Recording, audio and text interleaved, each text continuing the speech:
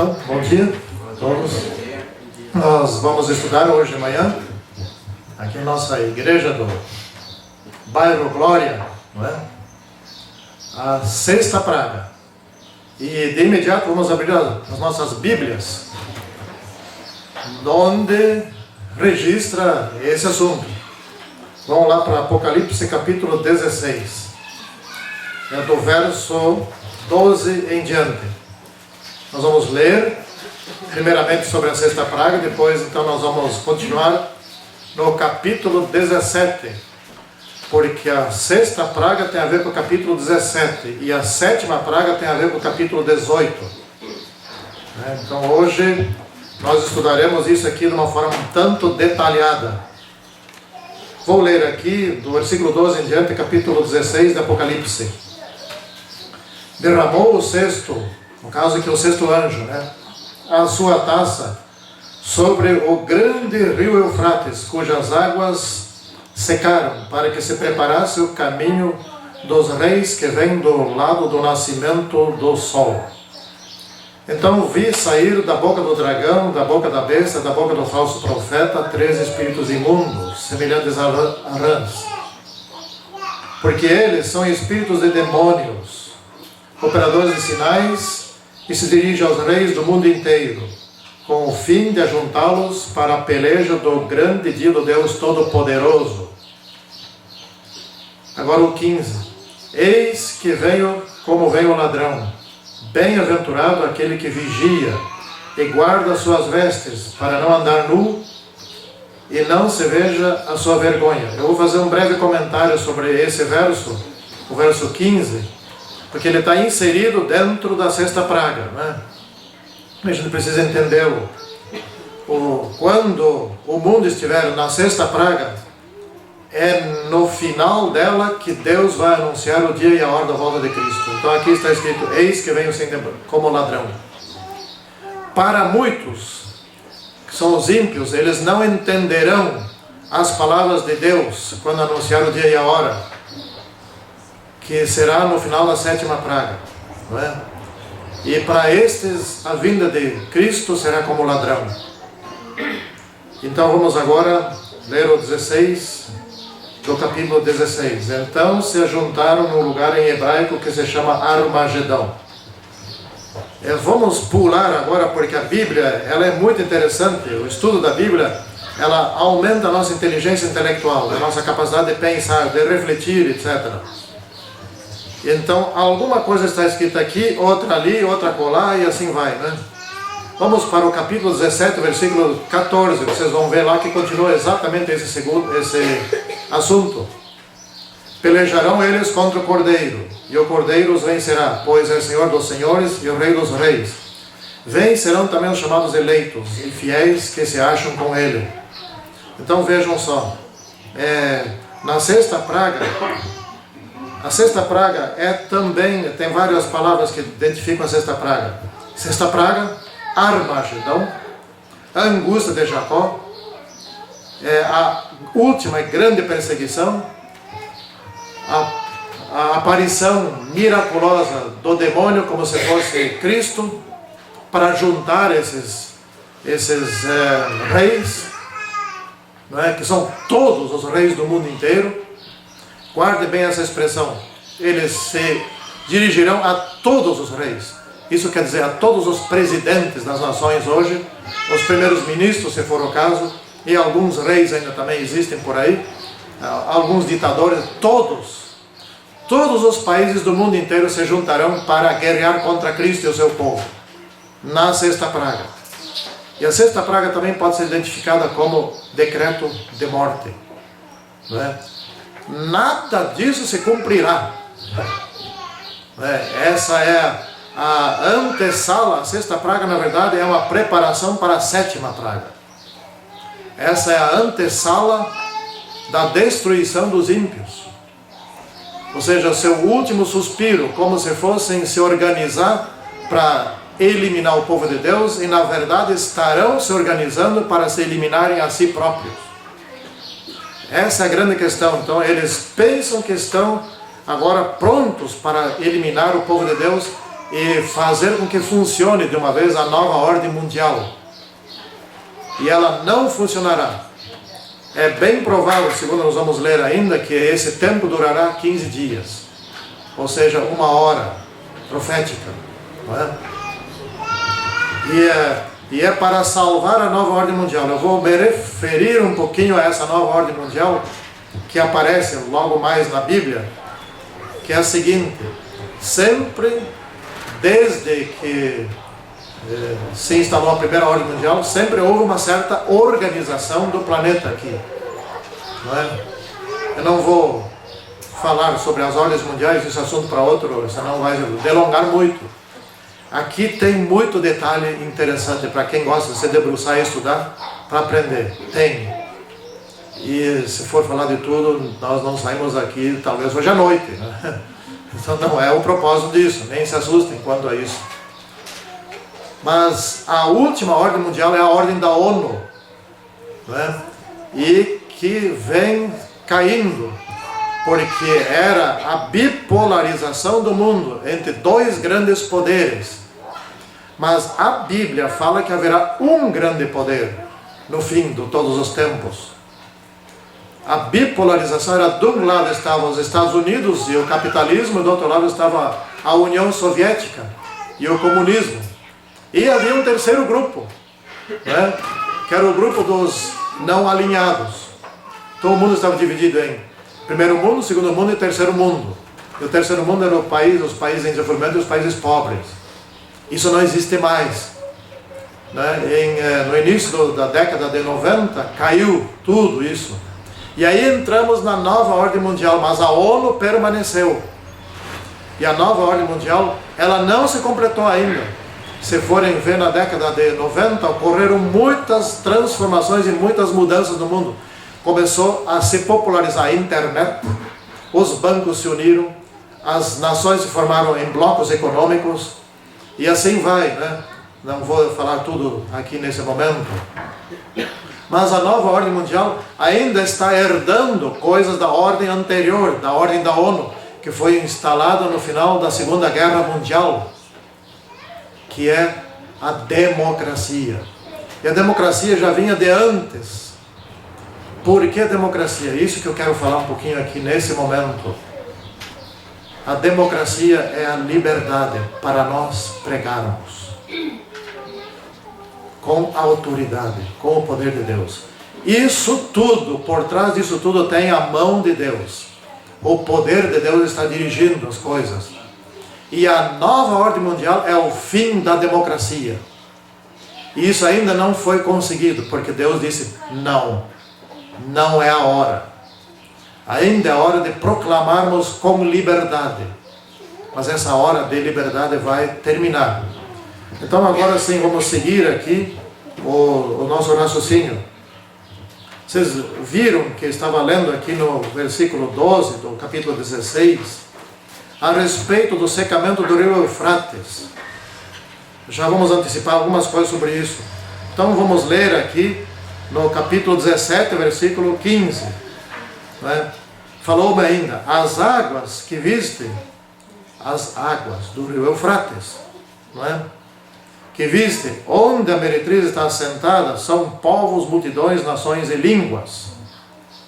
Entenderam? Água significa nações, povos, muita gente. A população do mundo inteiro. Né? Então é preciso pensar sobre o que significa, o que simboliza o secamento do rio Eufrates. Já vamos entrar nesse assunto aí. Mas ainda preciso falar um pouquinho mais. A mulher que viste, está agora no capítulo 17, versículo 18. A mulher que viste é a grande cidade que domina sobre os reis da terra.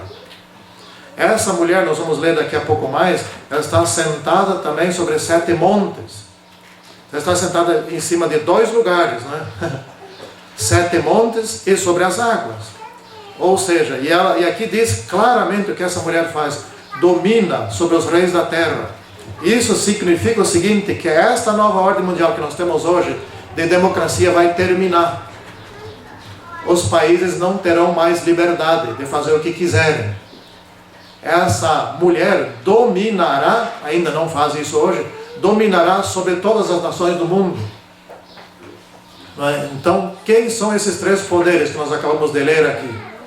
Os três poderes satânicos são Estados Unidos, Espiritismo e Vaticano. Assim, diretamente, na cara dura. Temos que dizer isso, é hora de dizer isso. Mas precisamos fazer uma ressalva muito importante. Dentro da Igreja Católica tem muito povo de Deus. E isto, a respeito desse assunto, nós falaremos amanhã à noite, né? Que está no capítulo 18, referindo-se ao alto clamor. E então, essas águas que fala aqui renunciarão a dar apoio a esta mulher, que não é outra coisa senão a Igreja Católica. Infelizmente, né? Temos que dizer isso. Sairão águas que são apoiadores da Igreja Católica, que virão para a Igreja Adventista do Sétimo Dia. Esse já é um apoio que está saindo. E durante a sexta praga, porque durante a sexta praga ninguém mais se converte. Durante a sexta praga, os que continuarem dando apoio tirarão esse apoio e se revoltarão contra a mulher e contra a besta.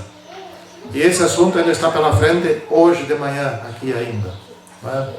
Então, o que quer dizer o secamento do rio Eufrates? Quer dizer que as grandes massas, os bilhões de pessoas, todos deixarão de dar apoio à besta e se revoltarão contra ela e brigarão entre si.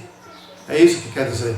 Mas quer dizer mais uma segunda coisa: abrirá o caminho para os reis do Oriente. Quem são esses? Não são reis da terra. É a volta do Senhor Jesus Cristo. Não é?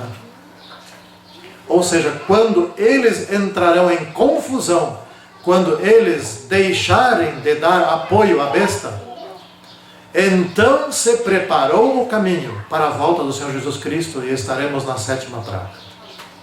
É isso que quer dizer o secamento do rio Eufrates. Não tem nada mais a ver com o rio Eufrates lá de antigamente, que vocês sabem o que significa também. Nós não vamos entrar nesse assunto aqui, porque tudo que é assunto paralelo toma tempo, não é?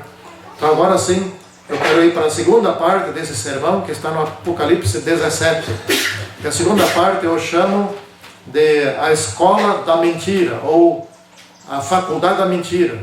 Se não se devesse até mencionar e chamar de a universidade da mentira. Vamos analisar agora 17, eu vou ler versículo por versículo. 17, versículo 1. Vi um dos 7 anjos que tem as 7 taças e falou comigo, dizendo: vem, mostrar-te-ei o julgamento da grande meretriz que se acha sentada sobre muitas águas. Vocês vão ver uma coisa estranha, ela está sentada em 2 lugares, né? Sobre muitas águas e sobre 7 montes. E ele vai mostrar agora, e nós vamos acompanhar o que o anjo vai mostrar. Nós vamos aprender uma coisa assim que é de arrepiar. Com quem se prostituíram os reis da terra?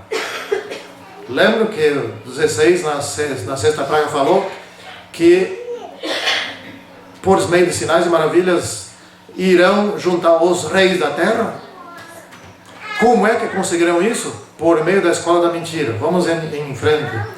E com o vinho de sua devassidão, com que se embebedaram os que habitam na terra. A mentira é o vinho. O vinho que torna as pessoas tontas.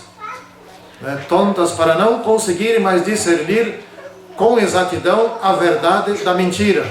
E a mentira parecerá ser verdade, e a verdade parecerá ser mentira. Esse é o poderio da escola da mentira. Né? Mente tão bem que parece verdade. Se tem algum fiel da Igreja Católica ou de outras igrejas ouvindo essa gravação, por favor, não se assuste com isso. Está na Bíblia. É preciso que reflita para que não tenha o mesmo caminho que os ímpios terão. Transportou meu anjo em espírito a um deserto e vi uma mulher montada numa besta, escarlate, besta vermelha. animal vermelho. Besta significa em Bíblia um poder político. Não é? É um poder, é um império político. Então eu estava sentado em cima de um império no deserto. Besta repleta de nomes de blasfêmia de blasfêmia com 7 cabeças e 10 chifres. Essa besta já apareceu em Apocalipse 12, apareceu em Apocalipse 13, agora aparece de novo pela terceira vez em Apocalipse 17, terceira vez no livro do Apocalipse. Não é? Vamos tentar entender um pouquinho essa besta, para não nos... É outro assunto paralelo à sétima praga, à sexta praga, que a gente não pode se delongar muito, né? Bom, já falei, besta simboliza império político, econômico e militar. E as 7 cabeças são os 7 impérios, que nós daqui a pouco já vamos dizer quais são. E o que significam esses 7 impérios. E os 10 chifres significam nações soberanas e democráticas. Quando o 4º império desapareceu, que era o Império Romano, ele foi substituído por nações democráticas e que na hora, logo depois, não eram democráticas, mas que mais tarde essas mesmas nações se tornaram democráticas. Através do exemplo dos Estados Unidos, a Europa conquistou a sua democracia e o mundo inteiro hoje almeja a democracia. Nós estamos no tempo dos 10 chifres. 10 chifres simbolizam as nações de todo o mundo. Né? Vamos adiante aqui.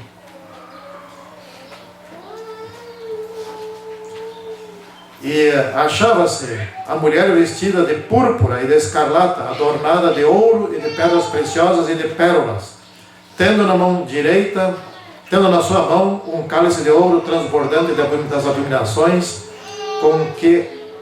com as imundícies de sua prostituição. Na sua fronte achava-se escrito um nome, mistério: Babilônia, a grande, a mãe das meretrizes e das abominações da terra. Aqui está a identificação da escola da mentira. A taça da imundície é para onde entram todas as mentiras. É o conjunto de dogmas, de tradições que não são bíblicas. Porém, a igreja chama-se a igreja bíblica, apostólica, católica, apostólica, romana. Mas aquilo que prega não é nem apostólico e nem católico, mas é romano. Ou seja, uma igreja cristã que prega abominações, como adoração a mortos, perdão dos pecados e muitas outras coisas. E as pessoas acreditam. E acreditam e defendem. E defendem ardorosamente. Essa defesa vai terminar. É profético. Essa profecia. A defesa vai terminar. Nós vamos ver ainda hoje de manhã isso. Então são muitos e muitos dogmas. E veja o que está escrito no versículo 6. Então vi a mulher embriagada com o sangue dos santos e com o sangue das testemunhas de Jesus. E quando a vi, admirei-me com grande espanto. Irmãos, é de espantar realmente que esta mulher, ou seja, esta igreja, tenha matado tantos durante a Idade Média, que queriam abrir a Bíblia e descobrir o que estava escrito lá, que queriam seguir o que estava escrito na Bíblia, porque era proibido. Tinha que seguir as mentiras. Era proibido ler a Bíblia. Mas chegou um momento, logo depois dos 1260 anos, logo depois de 1798, fundaram sociedades bíblicas. E a Bíblia se espalhou de tal maneira que hoje é totalmente impossível de proibir ler a Bíblia. A Bíblia está na internet, a Bíblia está nos computadores, está nos livros, está em tudo que é lugar. Não tem mais como proibir ler a Bíblia. Então agora precisa turbinar a mentira para enganar o povo. Precisa Satanás aparecer em forma como anjo de luz, como o próprio Senhor Jesus Cristo, e afirmar: eu sou Jesus Cristo, e mentir. E o povo acreditará, menos alguns poucos, os que têm seus nomes inscritos no livro da vida. Nós vamos seguindo aqui no versículo 7. Agora vamos entrar na terceira parte desta manhã. Versículo 7. O anjo, porém, me disse: por que te admiraste? Dir-te-ei o mistério da mulher e da besta, que tem as 7 cabeças e dos 10 chifres que leva a mulher. Então agora nós vamos desvendar esses mistérios aqui, né? E vamos lá. Vamos para o versículo 8. A besta que viste era e não é. O que quer dizer isso? Ela já dominou uma vez. Durante a Idade Média. Ela era. Ela não é. Ela foi ferida mortalmente. Ou seja, ela está inoperante, como que morta, né? Mas voltará a ser. Ou seja, ela voltará a ter o poder outra vez. Isso nós estudamos em Apocalipse 13, numa das últimas sermões que eu fiz sobre esse assunto, né? E agora escutem bem o que vai dizer aqui o restante do texto. Eu até vou ler ele todo de novo. Versículo 8. A besta que viste era e não é. Está para emergir do abismo. Ou seja, ela retorna. Está para emergir do abismo. E caminha para a destruição. Então saibam todos aqui o seguinte: quando recobrar o poder, não vai ser por muito tempo. Vai ser por bem pouco tempo. Recobrará grande parte do seu poder quando puder impor ao mundo inteiro o decreto dominical. Mas ainda não terá todo o poder. Só terá todo o poder quando puder emitir o decreto de morte. Tudo isso fazia na Idade Média. Então não é com o decreto dominical que esse poder recupera todo ele. E sim, quando tiver o direito de fazer tudo aquilo que fazia na Idade Média. Proibir guardar qualquer outro dia que não seja o domingo. Proibir ler a Bíblia. E mandar matar quem faz isso. E esse poder só terá de volta na sexta praga. Entenderam? Como é simples essas coisas, né? Mas diz aqui o seguinte: que ela caminha para a destruição. Ou seja, quando tiver esse poder totalmente de volta, já é a sexta praga. Faltam questão de dias para ser totalmente destruída. Destruída por Deus, destruída pelos seus próprios fiéis. É assim que nós vamos ver o cenário futuro. E é isso que nós explicaremos amanhã de noite. Vamos para o versículo, continuando ainda aqui. Caminha para a destruição. Vou ler de novo o versículo 8. A besta que viste era e não é, está para emergir do abismo e caminha para a destruição. E aqueles que habitam sobre a terra, cujos nomes não foram escritos no livro da vida, desde a fundação do mundo, se admirarão vendo a besta que era e que não é, mas aparecerá. Se admirarão quer dizer seguirão, né? Volto alguns capítulos antes, aqui no capítulo 13, vou ler 2 versículos ali. Capítulo 13, versículo 3. Então vi uma de suas cabeças como golpeada de morte, mas essa ferida mortal foi curada, e toda a terra se maravilhou seguindo a besta. Então está ligado esse versículo com a admiração do versículo que nós acabamos de ler no 8, né, de Apocalipse 17.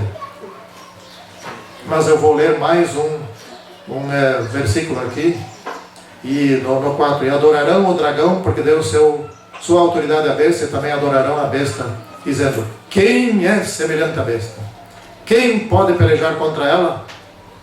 De fato, aqui na terra, ninguém. Mas ela vai enfrentar o poder do Senhor Jesus Cristo. Cara a cara. Este assunto fica para amanhã, não é? Ela agora está na sexta praga, ela está enfrentando o povo de Cristo. É a perseguição, é a angústia de Jacó, é o decreto de morte, é o Armagedão. Tudo isso significando o mesmo. Essa sequência a gente aprende no livro Grande Conflito. A senhora Ellen White disse que nós devêssemos estudar o Apocalipse junto com Daniel, para entender certo. E é o que nós estamos fazendo aqui. Essa interpretação aqui, existem outras. Essa interpretação aqui, ela segue esta orientação de Ellen White. E daqui a pouco isso vai ficar mais claro. Mas vamos continuar lendo agora no 9. Aqui está o sentido que tem sabedoria. Veja só que agora em um versículo vai explicar todo o mistério.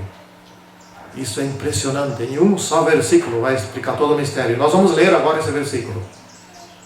As 7 cabeças são 7 montes, nos quais a mulher está sentada. Mas afinal, ela está sentada sobre montes ou sobre as águas? Os dois.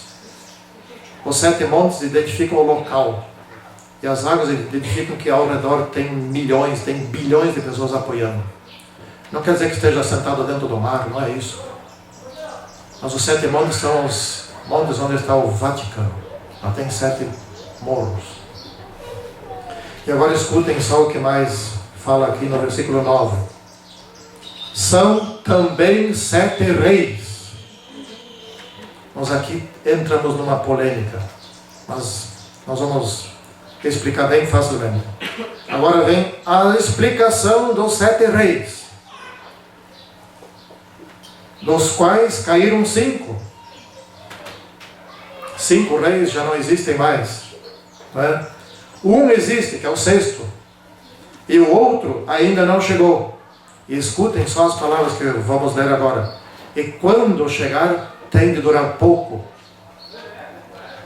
Segundo Ellen White, nas suas orientações de como interpretar essas partes aqui, aí só sobra uma interpretação. Vamos ver os 7 reis quais são. Babilônia, primeiro império. Lá do Daniel 2, Daniel 7 e Daniel 8. 8 já nem aparece mais, né?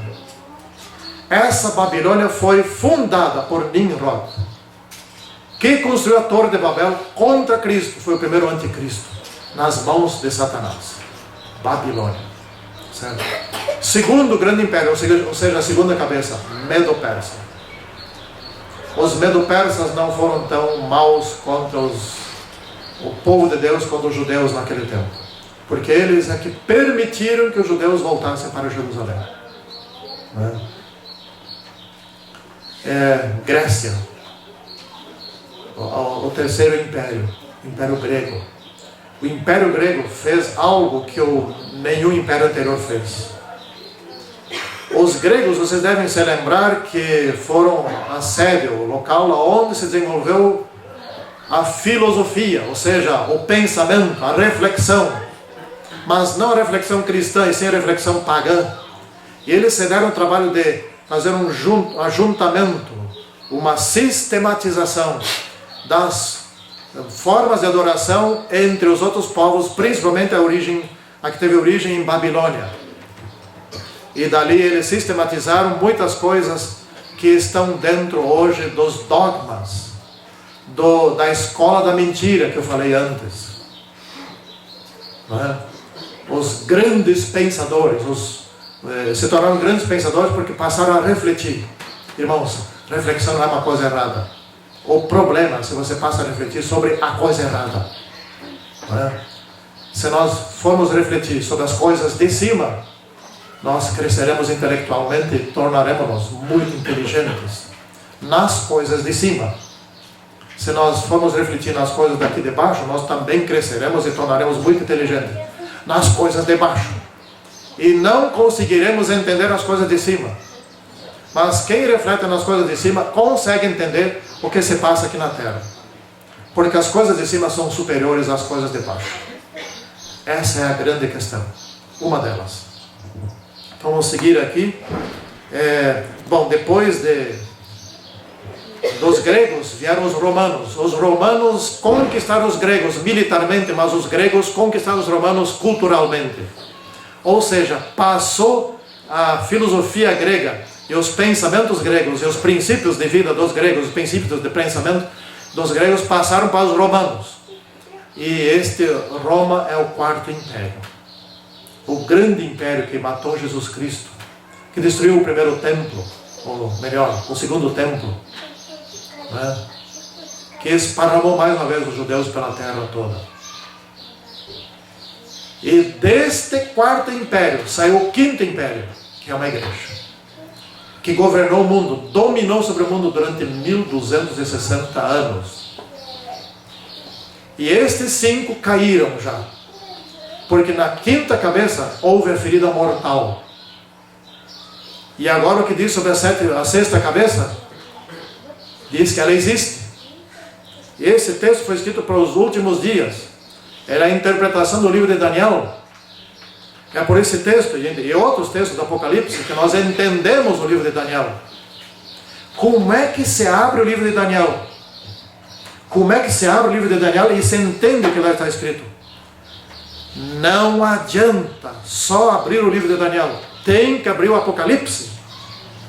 E se você ler Daniel junto com o Apocalipse, então você vai entender Daniel e também Apocalipse. Mas se você só ler o livro do Apocalipse, você não vai entender nem Apocalipse nem Daniel. O mistério, os mistérios que Daniel não entendeu e que ele deixou para depois, João revelou, e esses mistérios só conseguiram ser entendidos no fim dos tempos. Essas palavras foram escritas para nós. Qual é o sexto império? Um dos 3 poderes imundos que nós já estudamos, né? E que aparece aqui, Apocalipse 16. Estados Unidos da América. O primeiro a trazer a liberdade para o mundo. Democracia. Né? Onde se situa a sede da Igreja de Cristo. Este patrocinará o retorno do 7º poder, que é o quinto. O 7º poder, ou a 7ª cabeça, não é outra coisa senão o restabelecimento da ferida mortal da quinta cabeça. Entenderam? E quando retorna a 7ª, quando retorna a quinta cabeça em forma da 7ª, caminha para a destruição, ou seja, o mundo está no fim. Vamos ler um pouquinho sobre esse assunto. Eu não queria, mas vou ler. É aquela coisa, tem demais coisa bonita na Bíblia. Tem demais. A gente começa a se arrepiar sobre isso. Vamos ler Apocalipse 13, versículo 12. Estados Unidos agora exerce toda a autoridade da primeira besta, ou seja, da quinta cabeça, né? Toda a autoridade da primeira besta na sua presença, ou seja, o Vaticano está aí, né? Faz com que a terra e os seus habitantes adorem a primeira besta, cuja ferida mortal fora curada. A cura da ferida mortal, ela passou a ocorrer a partir de 1929, quando o Vaticano recebeu suas terras de volta, mas não foi curada totalmente, ainda não cicatrizou tudo. Grande poder será dado à Igreja Católica com o direito das nações do mundo, porque sempre as nações políticas foram que agiram em nome da Igreja, foram emitir o decreto dominical, proibindo santificar o sábado. Mas ainda não recebeu todo o poder de volta, como nós falamos antes. Terá todo o seu poder quando puder mandar matar aqueles que não santificam o sábado. E isto será na sexta praga. Só, graças a Deus. O decreto de morte ocorre num tempo em que nenhum cristão mais morre. Será um decreto inócuo, inútil, completamente inútil. Mas vamos seguindo adiante, que ainda tem o mais importante está pela frente. Dos quais caíram 5, um existe e outro ainda não chegou, e quando chegar tem de durar pouco. Lembra que antes nós lemos caminha para a destruição, agora tem de durar pouco?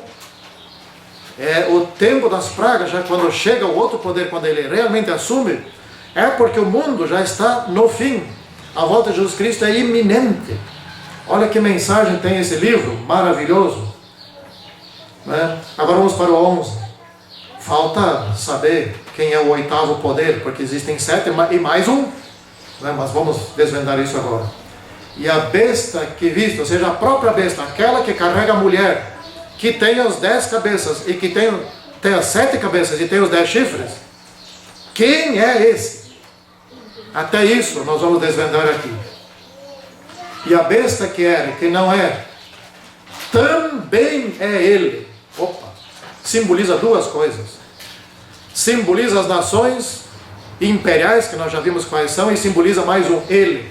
Ele quem? Vai identificar claramente aqui.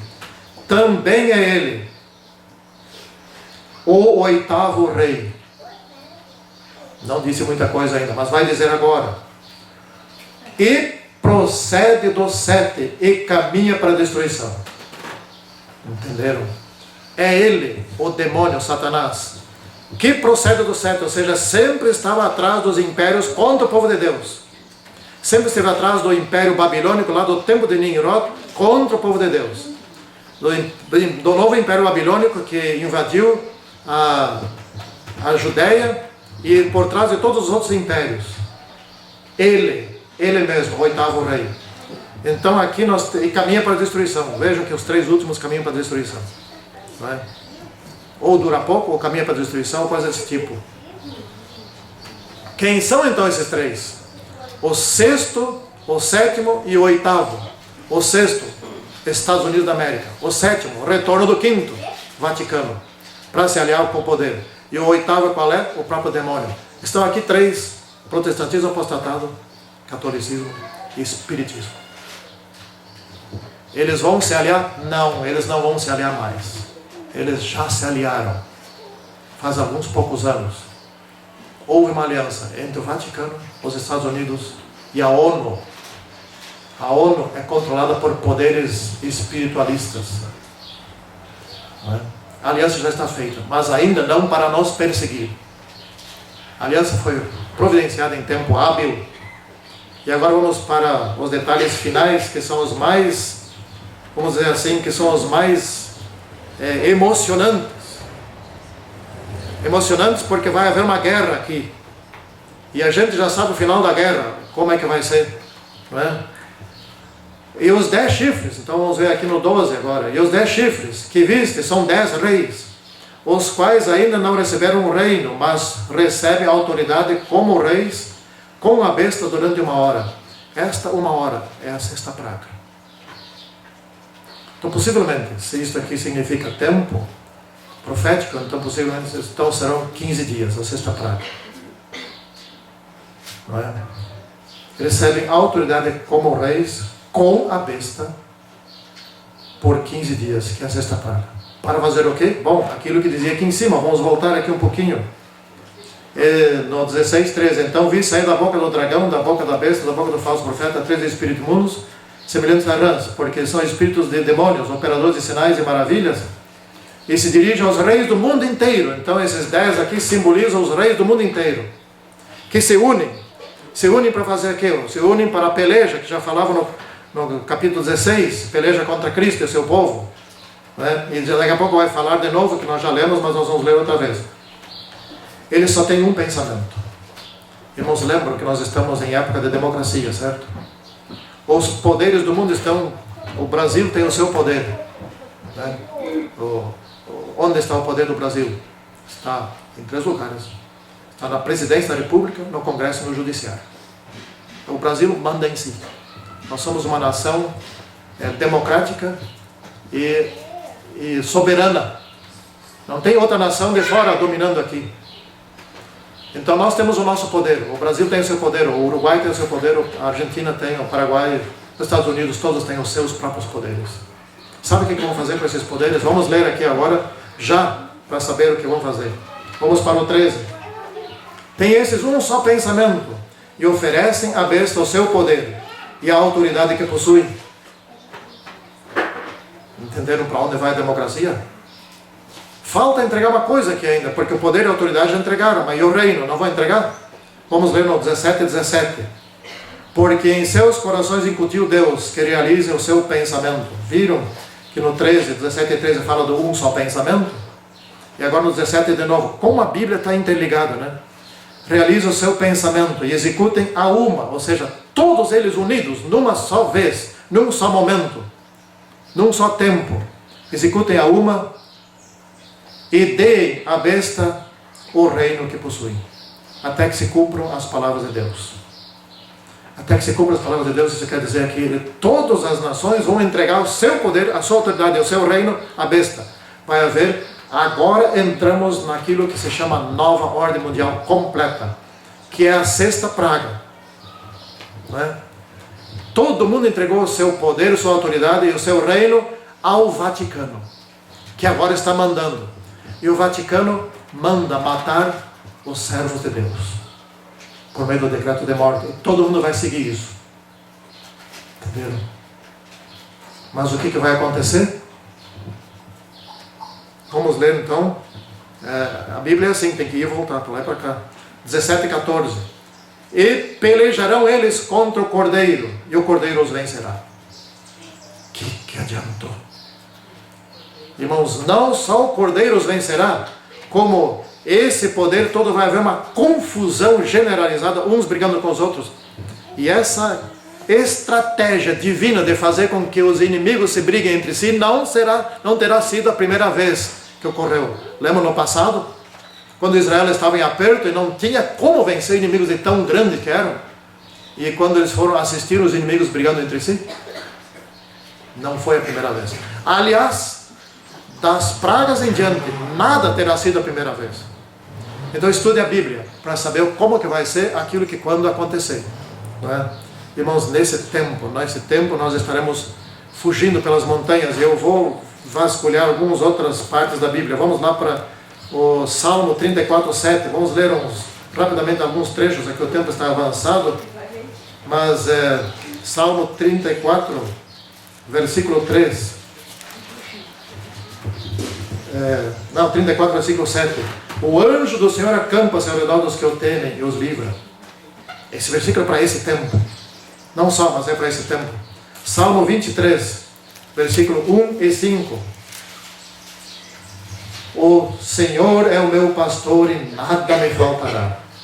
Versículo 5. Preparas-me uma mesa na presença dos meus adversários. Unges minha cabeça com óleo e o meu cálice transborda. Nesse tempo, não pense que você vai morrer de fome. Deus preparará uma mesa na presença dos nossos adversários. Eles vão estar vendo que nós recebemos alimento do alto, água do alto, água também, querem ver? Vamos para Isaías. Isaías 43, vamos ler alguns versículos em Isaías. Nós vamos ver sobre o alimento também, mas não no 43. Vamos lá. Isaías 43. Veja que nesse tempo o povo de Deus estará fugindo. 43, versículo 1, da metade em diante. Não temas, porque eu te remi. Nessa época nós estaremos remidos. Ninguém mais morre. Ninguém mais dos santos. Chamei-te pelo teu nome, tu és meu. E como é que nós vamos fugir? Quando águas, os rios estarão em sangue. Montanhas de um lado, fogo do outro lado, etc. E tal. Como é que vai ser isso? E ainda por cima, quem sabe você não sabe nadar, não é? Escute o versículo que diz aqui.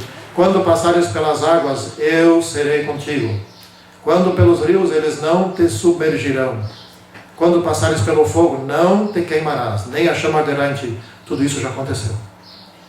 Lembram de Pedro que caminhou sobre as águas? Lembram dos 3 amigos, Sadraque, Mesaque e Abednego, que passeavam dentro do fogo? Não é? E a chama não ardeu. Lembra dos mártires que eram queimados e queimavam cantando? Queimavam vivos cantando, não ficavam gritando. Por que cantavam? Porque a chama não ardia neles. Porque eu sou o Senhor teu Deus, o Santo de Israel, o teu Salvador. Vamos ler agora o Salmo Isaías 33, 16. Vejam de onde que vem o alimento para essa época. Este habitará nas alturas, ou seja, nesses tempos nós estaremos fugindo pelas montanhas. As fortalezas das rochas serão o seu alto refúgio, e o seu pão lhe será dado, e as suas águas serão certas. Nesse tempo precisaremos receber água do céu, porque as outras estarão viradas em sangue, além do pão. Não é? Que maravilha isso, né? Vamos ler Isaías 41 ainda. 41. Só escutem como Deus nos chama. Que maravilha! Esses versículos a gente não pode deixar de ler se estudarmos a sexta praga, né? Então a gente sai assustado daqui, né? 41, versículo 10. Não temas, porque eu sou contigo. Não te assombres, porque eu sou o teu Deus. Eu te fortaleço e te ajudo e te sustento com a minha destra fiel. É isso que Deus disse. Então vai ter isso, mas não fiquem assustados por causa disso. Não é? Vejam só o 3 e o 14 como diz. Ali Deus nos chama de vermezinho, né? De tão frágil que é, de tão frágil, mas não tema. Você é muito frágil, mas não tema. Porque eu, o Senhor teu Deus, te tomo pela tua mão direita e te digo, não temas que eu te ajudo. Não temas, ó vermezinho de Jacó, povozinho de Israel. Eu te ajudo, diz o Senhor, o teu Redentor, o Santo de Israel. Não se assustem, não tenham medo. Vamos voltar para Isaías, para Apocalipse 17. E indo para a conclusão desse assunto. Vamos ler de novo 17 e 14. Vejam agora dois cenários. O que acontecerá com os fiéis servos de Deus? E o segundo cenário, o que acontecerá com os ímpios? Os que se venderam à besta. 14. Pelejarão eles contra o Cordeiro e o Cordeiro os vencerá, pois é Senhor dos senhores e Rei dos reis. Vencerão também os chamados eleitos e fiéis que se acham com ele. Os fiéis vencerão. Portanto, não tema. E qual é o segundo cenário? O que acontecerá com aqueles que não estiverem escritos no livro da Bíblia, da vida? Vamos para o 16.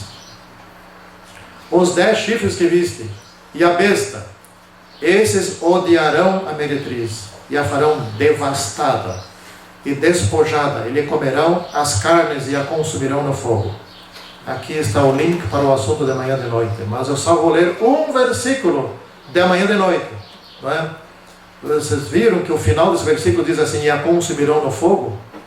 Vamos ver um versículo do cenário da sétima praga.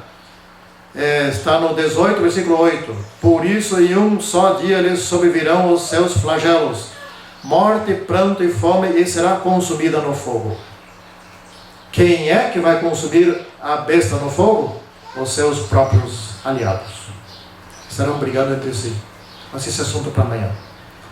Irmãos, quanto a nós, que nós devemos nos manter fiéis. Somos um vermezinho, um pequeno povo, um pequeno grupo, mas mantenhamos-nos fiéis, porque estão prometidas forças que ninguém mais vai ter, a não ser aqueles que estiverem ligados ao Senhor Jesus Cristo. Que assim seja com cada um de nós. Amém.